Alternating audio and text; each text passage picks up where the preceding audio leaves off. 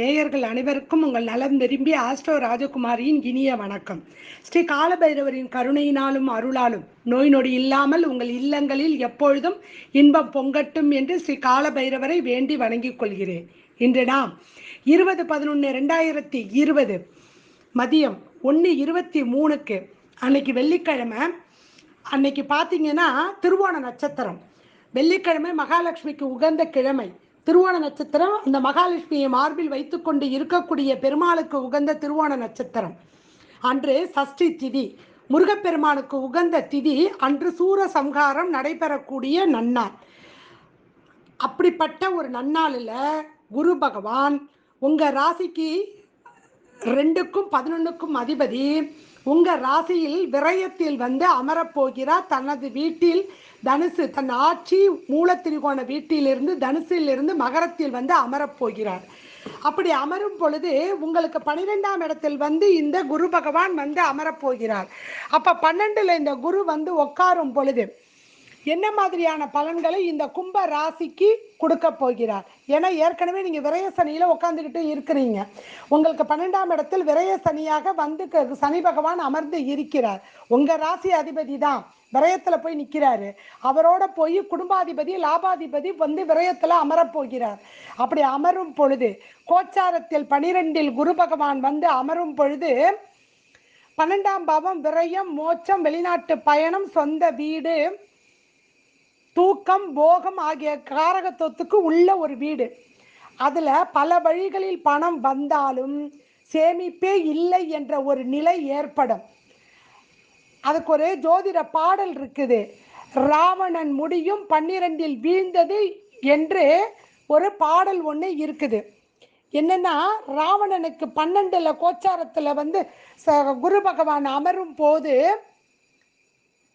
அவருக்கு அவருடைய பதவி அத்தனையும் பறி போய் அவருடைய ஆட்சி ஒரு முடிவுக்கு வீழ்ந்ததாம். வன்மை உற்றிட ராவணன் முடி 12ல் வீழ்ந்தது அப்படின்னு ஒரு ஜோதிட பாடலே இருக்குது. அது மாதிரி அமையுமா? கொஞ்சம் யோசிக்கணும் இல்லையா? 12ல் குரு பகவான் அமர போறார் அப்படிங்கிறப்ப விரய குருவாக இருக்கும் பொழுது எவ்வளவு பெரிய விரயத்தை அவர் கொடுக்க போகிறார் அப்படிங்கிறதையும் பார்க்கணும் இல்லையா? அதே சமயத்துல இந்த 12ஆம் இடத்தில் இந்த குரு பகவான் அமரும் பொழுது இன்னொரு ஜோதிட நூல் என்ன சொல்லுது அப்படின்னா, தர்ம விஷயங்களுக்கு பணம் செலவு செய்து யாத்திரையால் சிரமம் ஏற்பட்டு வாகனத்தில் விழுதாலோ இடறி விழுதாலோ முதலான கஷ்டம் வருமா. அப்ப வாகனத்திலேருந்து விழவோ இல்லை வாகனத்திலேருந்து இடறி விழவோ, இது ரெண்டுமே அங்க இருக்கும். அப்ப வாகனத்தினால் ஒரு பிரச்சனை இருக்குன்னு அர்த்தம். இந்த வாகனத்துக்கு காரகனாக இருக்கக்கூடிய சனி பகவானும் அங்க இருக்கிறாரு.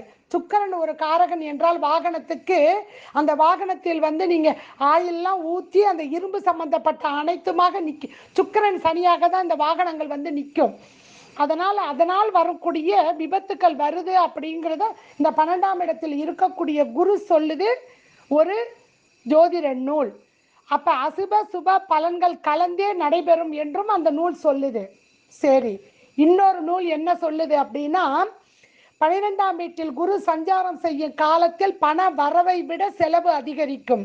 சுப காரியங்களுக்காக செலவு செய்ய நேரிடும். செய்தொழிலில் மந்த நிலை ஏற்படும். பொருள் பற்றாக்குறை ஏற்படும். வருவாய் குறைந்து செலவு அதிகரிக்கும். கடன் வாங்க வேண்டிய சூழ்நிலை உருவாகும். வயிற்று கோளாறு, இதய கோளாறு, சளி தொல்லை இவையெல்லாம் ஏற்படும். அப்ப உடலில் இந்த மாதிரி தொல்லைகள் எல்லாம் ஏற்பட்டு உடலில் சில சித்திரவதைகள் செய்யும் என்று, தசாபுத்தி நன்றாக இருந்தாலே ஒழிய நல்லதை எதிர்பார்க்க இயலாது என்று அந்த நூல் சொல்கிறது. அப்போ எல்லா நூல்களுமே 12ல் குரு உட்காரும் பொழுது இப்படிதான் இருக்கும் கோச்சாரத்துல அப்படின்னு சொல்லிட்டாங்க. ஆனா நம்ம அதை மட்டும் எடுத்துக்க முடியாது. ஏன்னா நீச்சமாகி குரு 12 விரயத்தில் அமரும் பொழுது உங்க ராசி அதிபதி விரையாதிபதியோட சனியோட சேர்ந்து அமர்ந்து இதே காலகட்டத்தில் ராகு பகவான் உங்க ராசிக்கு 4ஆம் இடத்தில், கேது பகவான் 10 இவ்வாறாக அமையும் பொழுது என்ன பலன்களை அங்க கொடுப்பாங்க அதையும் பார்க்கணும் இல்லையா? அதை மட்டும் ஒரு கிரகத்தை மட்டும் வச்சு சொல்லிட முடியாது இல்லையா? குரு 12ல் அதனால விரயம் அதிகரிக்கும், 4ல் ராகு உட்கார போறாரு. தாயின் ஆரோக்கியம் மேம்படுமா இல்லை பிரச்சனைகள் வருமா அப்படிங்கிறதையும் நம்ம பார்க்கணும் இல்லையா? வீடு வாகனம் வாங்க அல்லது விஸ்தரிக்க ஏற்ற தருணம். அதாவது விஸ்தரிக்கனா அதை பெருசுபடுவதற்கான ஒரு தருணம். ஏன்னா விரய குருங்கிறதுனால அது விரயமாகுமா? சுப விரயமாக. எதிரிகளால் இருந்த தொல்லை நீங்குமா? கண்டிப்பா நீங்கும். இந்த 6ஆம் இடத்தை இந்த குருவும் சனியும் பார்ப்பதனால் அது நீங்கும். உடல் ஆரோக்கியம் சிறக்குமா? கண்டிப்பாக சிறக்கும். ஏன்னா இந்த சனி பகவான் உங்கள் ராசி அதிபதியாக இருந்து இந்த குரு பகவான் நீச்சம் ஆகும் பொழுது அவனை நீச்ச பங்கமாக ஆக்கக்கூடிய தன்மையை பெற்றிருக்கக்கூடியவர் அங்கே சனி. சனி மட்டும் அங்கே ஆட்சியா இல்லை அப்படின்னா குரு நீச்ச பங்கம், நீச்சனா தான் நின்றுக்கிட்டு இருக்கணும். நீச்ச பங்கமாக செயல்படுத்தி காட்டிட்டு போயிட்டாரு. அதுக்காவது ஒரு பலன் அவர் கொடுக்கணும் இல்லையாங்க? அந்த தன்மையை இங்கே எப்படி கொடுக்க போகிறார் அதைத்தான் நம்ம இப்போ பார்க்கணும். இந்த குரு பகவானானவர் 12ல் இருந்து உங்கள் சுகஸ்தானம், உங்கள் தாய்ஸ்தானம் என்று சொல்லக்கூடிய இடத்தை பூர்வ புண்ணிய பார்வையாக பார்க்க போகிறாரு. அடுத்தது இந்த சனியும் குருவும் சேர்ந்தே உங்கள் 6ஆம் இடத்தை ருண ரோக சத்ராதிபதி இடத்த பார்க்க போகிறாங்க. இந்த சனி 6ஆம் இடத்தை பார்த்தா எதிரி தொல்லை இருக்காது. அதனால் நம்ம கவலைப்பட வேண்டிய அவசியம் கிடையாது. அடுத்தது அஷ்டமாதிபதி இடத்த குரு பார்க்கும் பொழுது குரு பார்த்தால் கோடி நன்மை. அப்போ அங்கே வியாதிகள் இல்லாமல் ஆக்குவதற்கு இல்லை வியாதிகள் வைத்தியத்தினால் மருந்து எடுத்துக்கொண்டால் சுபமாக அந்த வியாதியிலிருந்து விடுதலை பெறுவதற்கு அங்கே குரு பகவான் உங்களுக்கு ஆதரவு கொடுப்பாரு இல்லைங்களா? வெளிநாட்டு யோகங்களையும் மறைமுகமாக வருமானத்தையும் அங்கே கொடுக்க போறாரு அந்த குரு பகவான் 8ஆம் இடத்தை பார்க்கும் பொழுது. இதே 8 தான் வெளிநாட்டு யோகத்துக்கும் உகந்தது. அதனால் அதை அங்கே கொடுத்துருவாரு. இதே இதில் தொழில் பார்வையாக சனி பகவான் குருவோடு நின்று உங்கள் பாகியஸ்தானத்தை பார்க்க போகிறாரு. இந்த சனி பகவான் உங்கள் ராசிக்கு பார்த்தீங்கன்னா 6ஆம் இடத்தில் இந்த சனியும் குருவும் சேர்ந்து நிற்கும் பொழுது அது ருண ரோக சத்ராதிபதி. அது மார்பை குறிக்கக்கூடிய இடம். அதனால தான் கோச்சாரத்தில் விரயத்தில் போகும் பொழுது என்ன மாதிரியெல்லாம் பலன் வரும் பொழுது வியாதிகளை கொடுக்கும் அப்படின்னு சொல்லியிருக்காங்க. ஆனால் இங்கே நீச்ச குருவாக இருந்து சனியுடன் அந்த 7ஆம் பார்வை சத்தம பார்வையை பார்க்கும் பொழுது அந்த இடம் உங்களுக்கு சுபிட்சமாகும். கவலைப்பட வேண்டாம். யாரெல்லாம் வேலை கை நீட்டி பணம் கை நீட்டி ஒருத்தர்கிட்ட நீங்கள் சம்பளத்துக்குன்னு வேலை பார்க்குறது அரசு ஊழியரோ இல்லை கார்பரேட் கம்பெனியில் வேலை பார்த்தாலும் பதவி உயர்வு உண்டு. எப்படி பதவி உயர்வு கிடைக்கும்னா குடும்பத்தை விட்டு பிரித்து, ஏன்னா 2ஆம் அதிபதியே உங்களுக்கு அங்கே குரு சனியோட போய் சேர்ந்துட்டாரு, விரயத்தில் நிற்கிறாரு. அப்போ குடும்பத்துக்குள்ள ஒரு விரயத்தை ஏற்படுத்தணும். அப்போ குடும்பத்தை விட்டு பிரிக்கணும். ஏன்னா 4ல் ராகு 10ல் கேது, அதையும் பார்க்கணும். ஏன்னா 6, 10 இவங்கெல்லாம் சம்மந்தப்படுவாங்க. ஒரு வேலை செய்யணும், தொழில் செய்யணும் அப்படின்னா இவங்கெல்லாம் சம்மந்தப்படணும். அதனால் உங்களுக்கு ஒரு டிரான்ஸ்ஃபரோடு சேர்ந்து உங்களுக்கு ஒரு பதவி உயர்வு கொடுப்பதற்கான காலகட்டமாக இது இருக்குது. அடுத்தது பார்த்தீங்க அப்படின்னா இந்த சனி பாக்கியத்தை தொழில் பார்வையாக 10ஆம் பார்வையாக உங்களுடைய பாக்கியத்தை பார்க்குறாரு. இந்த சனி பகவான் காலபுருஷனுக்கு தர்ம கர்மாதிபதியில் ஒருத்தர், கர்மஸ்தானத்துக்கு அதிபதி. அவர் பாக்கியத்தை பார்க்கும் பொழுது பித்திரு வழிபாடுகள் செய்வது மிக சிறப்பு. மறந்துடாம தை மாதம் இருக்கக்கூடிய அமாவாசையில் பித்திருக்களுடைய ஆசீர்வாதை பெறுவதற்காக சூரிய பகவான் வடக்கை நோக்கி செல்லும் அந்த காலகட்டத்தில், உத்தராயண காலகட்டத்தில் வரக்கூடிய அந்த அமாவாசை அப்ப உங்களுடைய பித்திருக்களுக்கெல்லாம் செய்ய வேண்டியதை செய்து அவர்களுடைய ஆசீர்வாதத்தை வாங்கிடுங்க. அது ரொம்ப சிறப்பு. கண்டிப்பாக அதை செய்யணும். இதே இதில் 2ஆம் அதிபதி விரயத்தில் உட்காரும் பொழுது குடும்பத்துக்குள் சின்ன சின்ன பிரச்சனைகள், குடும்பத்துக்கான விரயங்கள் இதெல்லாம் இருக்குது. அப்போ அதை சுப விரயமாக ஒரு வீடு கட்டுவதோ இல்லை பிள்ளைங்களுக்கு திருமணம் செய்வதோ அந்த மாதிரி மாற்றிக்கிட்டிங்கன்னா ஜென்ம குருவும் உங்களுக்கு விரய குருவும் உங்களுக்கு அங்கே விரயத்தை கொடுக்கணும், விரய சனியும் உங்களுக்கு விரயத்தை கொடுக்கணும். எவ்வளோ பணம் வந்தாலும் பத்தாது. அப்போ என்ன பண்ணணும்னா அதை சுப விரயமாக வீடு கட்டுவதோ இல்லை வீட்டில் இன்னொரு ரூம் போடுறதோ ஏதோ ஒரு வேலை, வீட்டுக்கு ஒரு பெயிண்ட் அடிக்கிற வேலை கூட வச்சுக்கிங்க, அதை பண்ணுங்க. குழந்தைகளுக்கான செலவை பண்ணுங்க. அப்படி பண்ணிட்டீங்கன்னா இந்த விரய குருவும் விரய சதியையும் நம்ம கொஞ்சம் ஈடு கட்டலாம். ஜோதிஷம் என்பது வரும் பொருள் உரைத்தல். பின்னாடி இதை வரப்போகுது, இப்போ நீங்கள் இந்த செலவை இமிடியேட்டாக பண்ணுங்கன்னு சொல்கிறது. அதை இப்படி மாற்றிக்கிங்கன்னு ஒரு ஐடியா கொடுக்கலாம், சொல்லலாம். அதை நீங்கள் தான் பண்ணணும். சரிங்களா?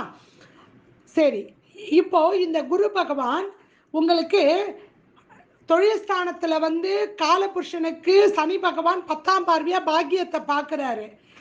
தொழிலுக்கு அந்த விரயத்தை பார்க்குறாரு, ஆனால் பாக்கியத்தை எல்லாம் பார்க்குறாரு. அதனால் தொழிற்சாலைகள் வைத்து நடத்துபவர்கள், தொழில் அதிபர்கள் எதையும் இப்போ பிஸ்னஸில் எக்ஸ்ட்ரா பிளேஸ் பண்ண வேண்டாம். விரயம் ரெடியாக இருக்குது.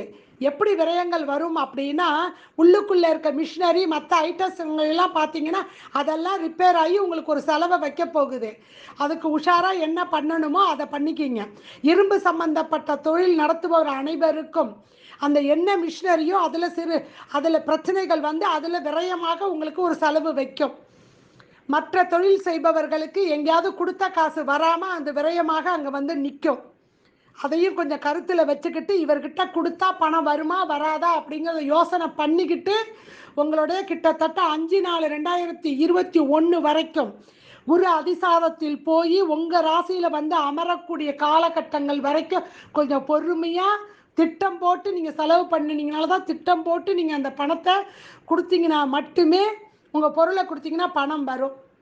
அரசியல்வாதிகளுக்கு மிக மிக அரசியல்வாதிகள் தங்களுடைய வாக்குஸ்தானமாக இருக்கட்டும், நீங்கள் தொழில் செய்கிறதாக இருக்கட்டும், இல்லை உங்களுடைய மக்கள் சனி ராகு இவங்கெல்லாம் திரிகோணத்தில் சந்திக்கிறாங்க. கொஞ்சம் தயவு செய்து 4ஆம் இடத்தில் ராகு வந்து அமர்ந்து இருக்கிறார். அதனால் பேசும் பொழுது மிக மிக கவனமாக பேசணும்.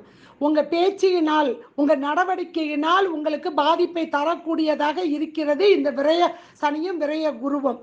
அதனால் கொஞ்சம் நீங்கள் அது யார்கிட்ட பேசினாலும் சரி, குடும்பத்தில் ஆரம்பித்து நீங்கள் வந்து பொதுமக்கள்கிட்ட பேசுகிற வரைக்கும் சரி, மீடியாக்களாக இருந்தாலும் சரி, மக்கள் தொண்டன் தலைவர் யாராக இருந்தாலும் உங்கள் பேச்சினால் உங்களுக்கு பாதிப்பு வந்து அமரக்கூடிய இந்த காலகட்டத்தில் கொஞ்சம் கவனமாக இருந்து நீங்கள் செயல்பாடு செய்யணும்.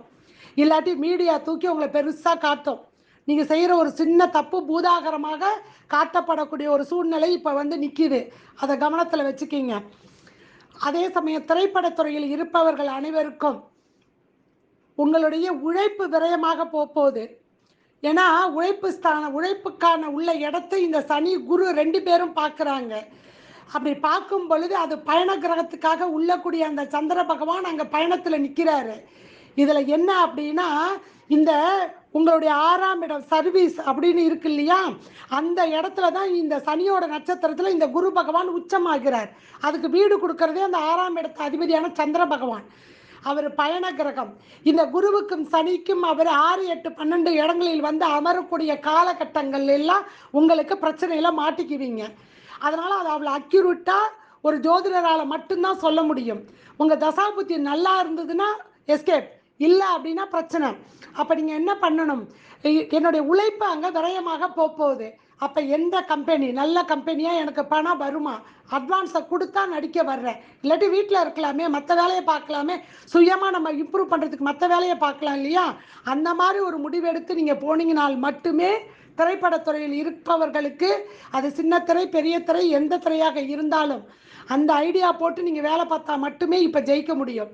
அதை கவனத்தில் வச்சு செயல்பாடு செய்யுங்க. இந்த கும்பராசி நேயர்களுடைய குழந்தைகளுக்கு படிப்பில் ரொம்ப கவனமாக இருப்பாங்க. அதே சமயத்தில் ஞாபக மறதி அதிகமாக வரும்.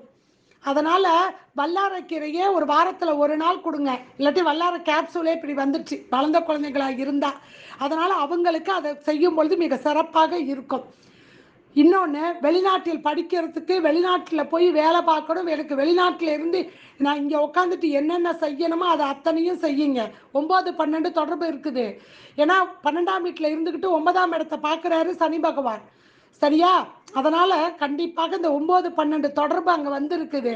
9, 12 தொடர்புகள் வரும் பொழுது 8ஆம் இடத்தை குரு பார்க்கும் பொழுது வெளிநாட்டு யோகம் உண்டு. வெளிநாட்டில் படிக்கிறதோ இல்லை வெளிநாட்டுக்குன்னு வேலையை இங்கே உட்காந்து பார்க்குறதோ இல்லை உங்களுக்கு அங்கே போய் நீங்கள் ஒர்க் பண்ணுறதோ இது எல்லாமே வருவதற்கான வாய்ப்புகள் வந்திருக்குது. அதை பயன்படுத்தி நீங்கள், ஏன்னா உங்களுக்கு ராகு 4ல் இருக்கார், சுகத்தை கொடுப்பார், வெளியில் போய் சுகத்தை கொடுப்பாரு.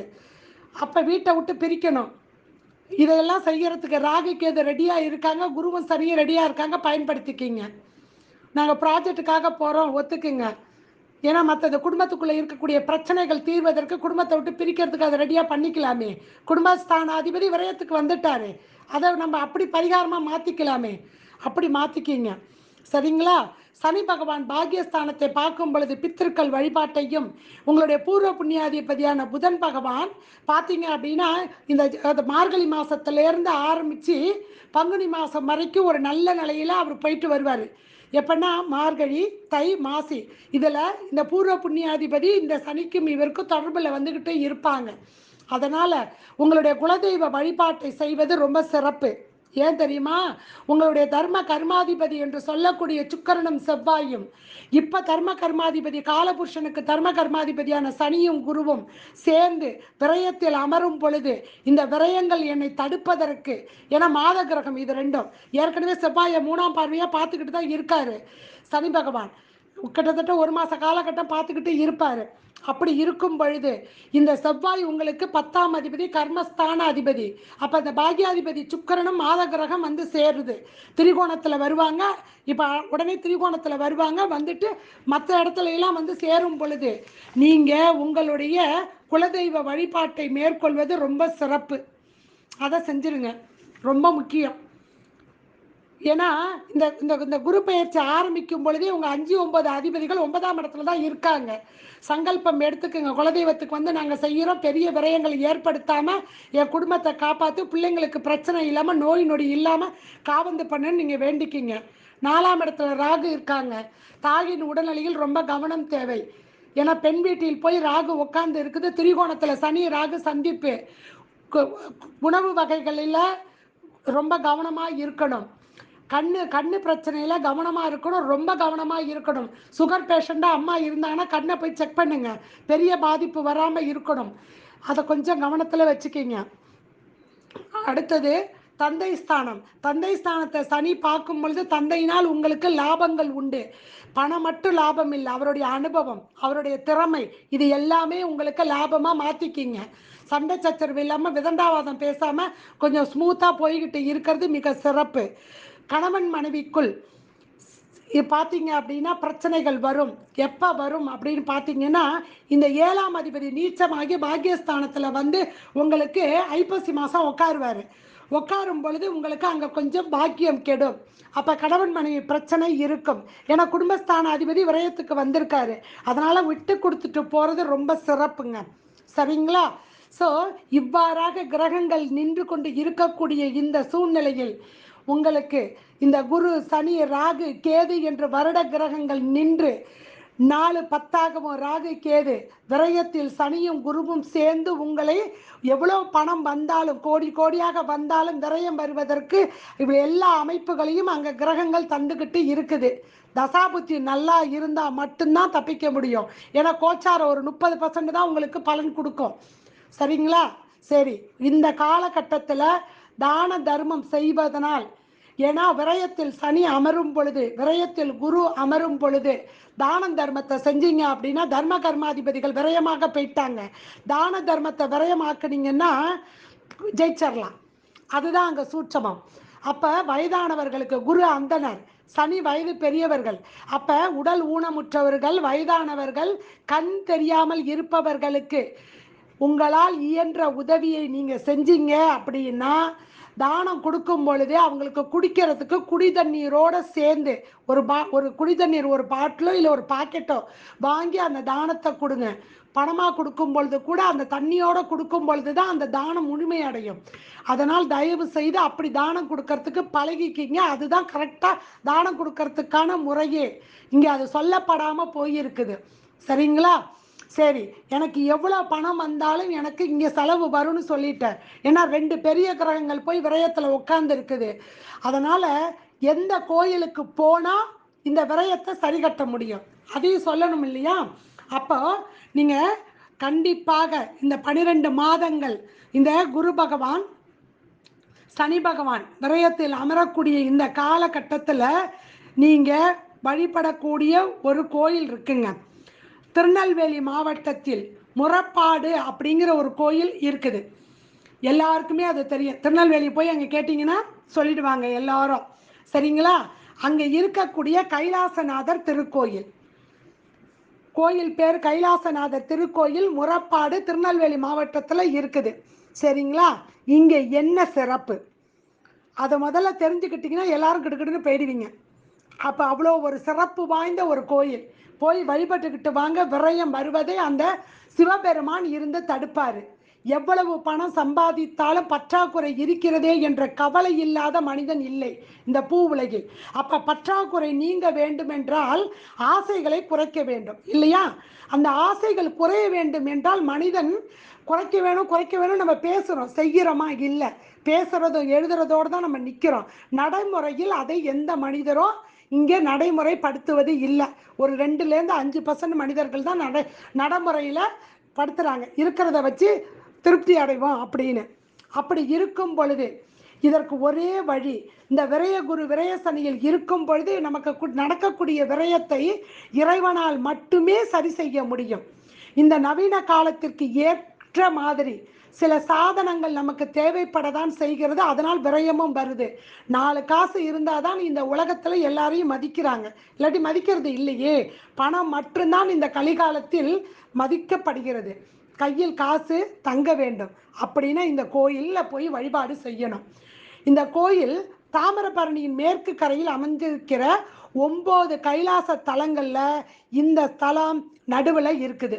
இதுக்கு பேரு நடு கைலாசம்னு பேரு இந்த கோயிலுக்கு. இந்த கைலாசநாதரான சிவபெருமான் குருவின் அம்சமாக உட்கார்ந்துருக்காரு. எப்போ பார்த்தீங்கன்னாலும் இந்த சிவனுக்கு மஞ்ச வஸ்திரம் தான் சாத்துவாங்க. சாத்தி வியாழக்கிழமை தோறும் இந்த குரு அம்சமாக இருக்கக்கூடிய சிவபெருமானுக்கு மஞ்ச வஸ்திரம் சாத்தி கொண்டக்கடலை நைவேத்தியம் படைப்பது வழக்கம். சிவகாமி அம்பாளுக்கு தனி சன்னதி இருக்குது, விநாயகர் சன்னதி இருக்குது. இதையெல்லாம் சேர்ந்து வழிபாடு செஞ்சுக்கிட்டு வாங்க. சூரபத்தன் மற்ற அரக்கர்கள் செய்த கொடுமை தாங்க முடிவாக முனிவர்கள் இறைவனிடம் முறையிட்ட இடம் என்பதனால் இதற்கு முறப்ப நாடு என்று பெயர் இந்த கோயிலுக்கு. ஏன்னா அந்த கோயிலுடைய இது தெரியணும் இல்லையா? அப்போ நீங்கள் உங்களுடைய குறைகளை போய் அங்கே முறையிடுங்க. முறையிட்டால் மட்டுமே நமக்கு நல்ல ஒரு பலன் கிடைக்கும். நவ கைலாசமாக இருந்து தட்சிண கங்கையாக இருக்கக்கூடிய இந்த தாமிரபரணி ஆற்று பார்த்தீங்கன்னா வடக்கிலேருந்து தெற்கு நோக்கி பாயும் இங்கே. அப்போ இந்த கங்கை நதியானது வடக்கிலேருந்து தெற்கு நோக்கி செல்லும். அதே மாதிரி இந்த முறப்பாடு நாட்டில் தாமிரபரணி ஆறானது வடக்கிலேருந்து தெற்கு நோக்கி பாஞ்சி தட்சிண கங்கையாக அங்கே நிற்கிது. அப்போ அதில் குளிச்சுட்டு இந்த ஈஸ்வரனை வழிபாடு செய்யும் பொழுது நல்ல ஒரு பலனை இங்கே நம்ம எவ்வளவு பணம் வந்தாலும் இந்த விரயங்கள் ஏற்படுவதற்கு கொடுக்கக்கூடிய இந்த காலகட்டத்தில் போய் அந்த சிவனை வழிபாடு செய்து வந்தோம் என்றால் எப்பேற்பட்ட துன்பமும் விலகுங்க. அவ்வளவு ஒரு சிறப்பு வாய்ந்த சிவன் குருவாக நிற்கிறார். அப்போ இந்த கைலாசநாதரை நம்ம வழிபாடு செய்யணும். இன்னும் ஒரு சிறப்பு இந்த கோயிலில் பார்த்தீங்கன்னா குதிரை முகத்தில் நந்தி இருக்கும். ரொம்ப சிறப்பு. வேற எந்த ஊர்லேயும் நீங்கள் இதை பார்க்க முடியாது. அகத்தியரின் சீடரான ரோம மகரிஷி சுவாமி இந்த தலத்தில் குருவாக காட்சி தருகிறார். அவர் இந்த கோயிலில் சுவாமிக்கு எதிரே நந்தி குதிரை முகத்துடன் இருக்குது. ஏன்னா மன்னனின் மகளின் குதிரை முகம் மாறிய போது அவளுக்கான முற்பிறவி பாவத்தை இந்த நந்தி ஏற்றுக்கொண்டாராம். அதனால இந்த நந்தி குதிரை முகத்தோடு அங்கே ஈசனை வழிபாடு செய்து கொண்டு இருக்கிறது.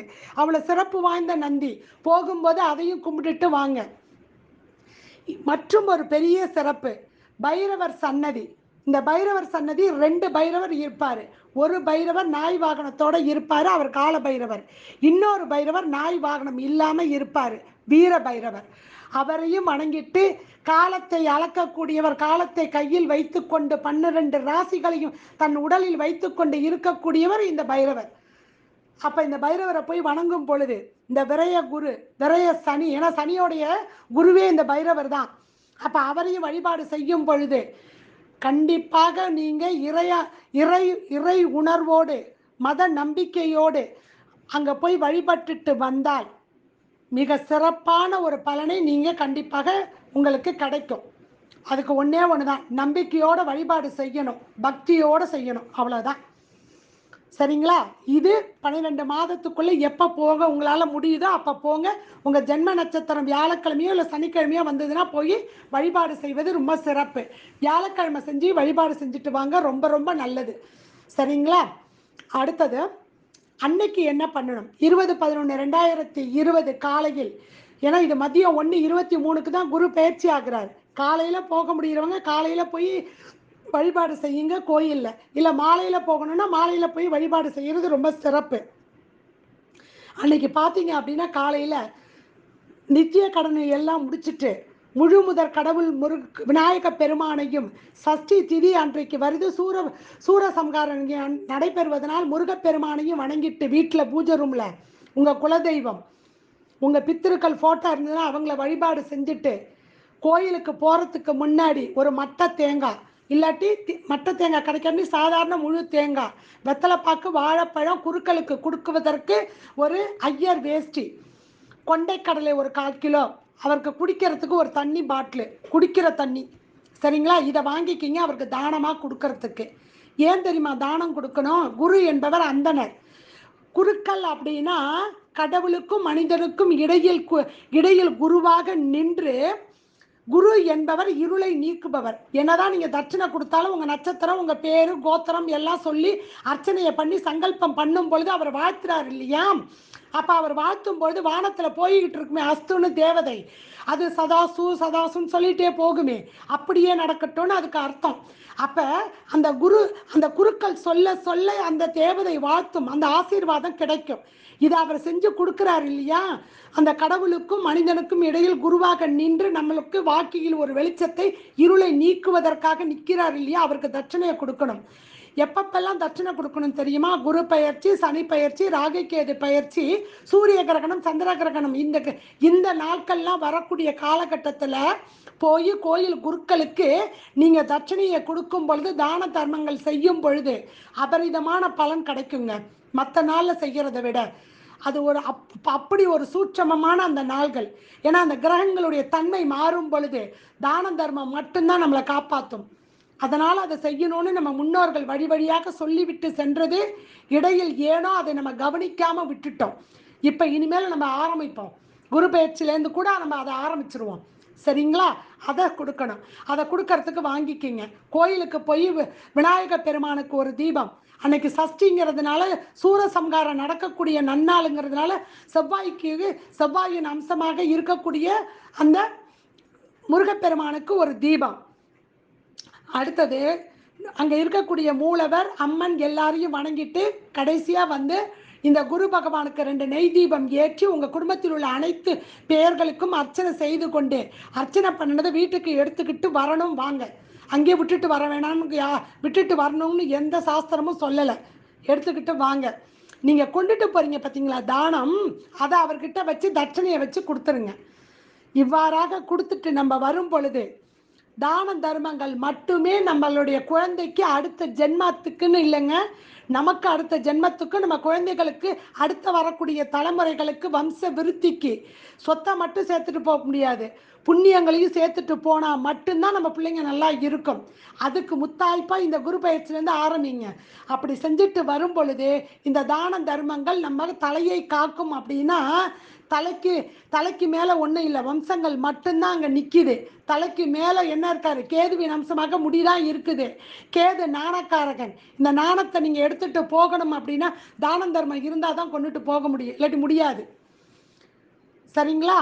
அதை செய்துவிட்டு நீங்கள் வரும் பொழுது சுய பரிகாரமும் தான தர்ம பரிகாரங்களும் ஆன்மீக வழிபாடு இவ்வாறாக செய்யும் பொழுது தசாபுத்திகள் மோசமாக இருந்தாலும் கூட, விரய சனி விரய குருவாக நின்றாலும் கூட, உங்களுக்கு இந்த கிரக தோஷங்களில் இருந்து கண்டிப்பாக எந்த பாதிப்பும் இல்லாமல் இந்த இறைவன் உங்களை காப்பாற்றுவார்.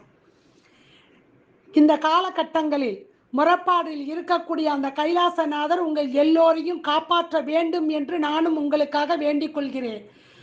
நீங்கள் எல்லோரும் இன்புற்று இருக்க வேண்டும் என்பதுதான் எனது நோக்கம். அடுத்தது மீனராசியில் வந்து சந்திக்கிறேன். நன்றி, வணக்கம்.